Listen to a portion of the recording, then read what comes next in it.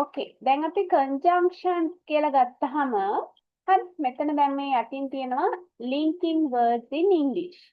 Linking words in English. Linking කියන්නේ link කරනවා කියලා කියන්නේ අපි එකට එකතු කරනවා කියලා. හරි. එතකොට English වල වචන වේවා, sentences වේවා, වාක්‍ය ඛණ්ඩ වේවා. හරි.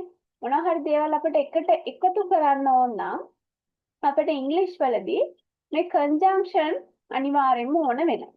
හරිද?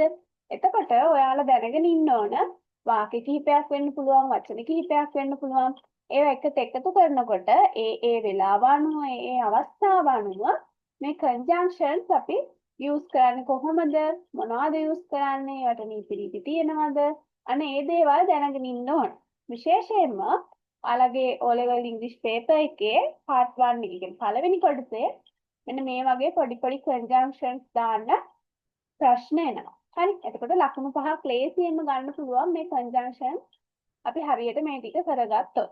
හරි. ඒ නිසා අපි අද මේ ටික හරියටම ඉගෙන ගමු. හරි. එතකොට what are conjunction?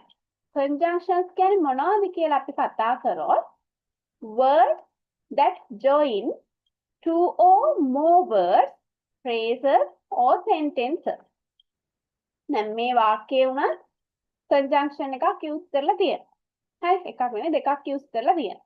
හරිද? එතකොට අන්න ඒ වගේ අපිට වාක්‍ය කිහිපයක් එකට එකතු කරන්න ඕන වුණොත් අපිට conjunction එකක් use කරන්න වෙනවා.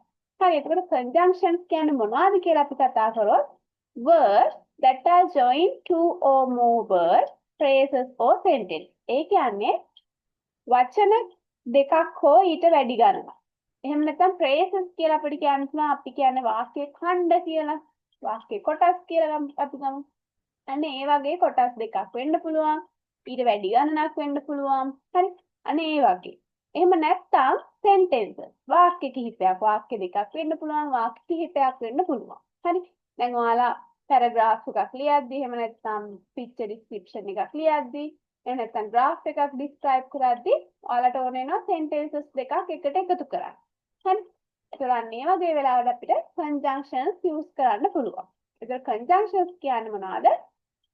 අපිට යම්කිසි වචන දෙකක් හෝ ඊට වැඩි ප්‍රමාණයක් එහෙම නැත්නම් වාක්‍ය ඛණ්ඩයක් හෝ ඊට වැඩි ප්‍රමාණයක් නැත්නම් වාක්‍ය දෙකක් හෝ ඊට වැඩි ප්‍රමාණයක් එකතු කිරීම සඳහා link කරන්න අපි යොදා ගන්න වචන තමයි මේ conjunctions කියලා කියන්නේ. හරි. එතකොට note එකේ ඔයාලා ලියා ගන්න what are conjunctions කියලා ලියලා words that join two or more words, phrases or sentences. screen එක පේනව නේද ළමයි? පේනවා ටීචර්. පේනවා ටීචර්.